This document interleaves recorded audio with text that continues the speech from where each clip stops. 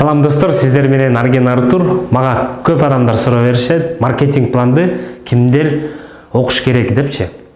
Эгерде сиздер контракт түздүңүздөр, өзүңүздөрдүн паспортту данныйларды бердиңиздер, личный кабинетке кирип жатасыздар, демек сиз бизнестин ээсисиз.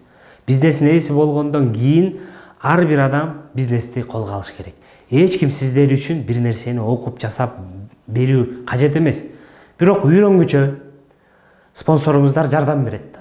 Бирок спонсор чакырып келген адамыңыздарчы.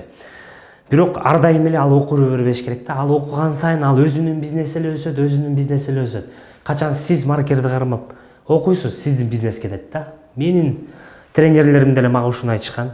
Арген, качан сен окуйсуң, сенин бизнесиң кетет депчи. Мен ошондо иштен сызып, өзү билген нерсени өзү эле окуй бербейби деп жүргөм да. Анан кийин өзүм окуганда, менин бизнесим кетип баштаганда мен түшүндүм.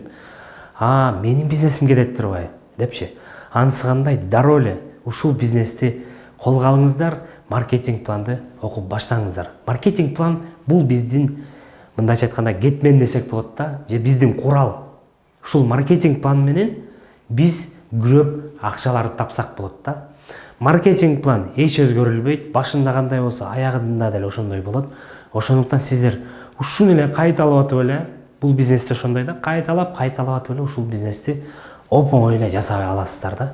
Алардын бир кадамы ийгиликке жетүүнүн бул маркетинг план.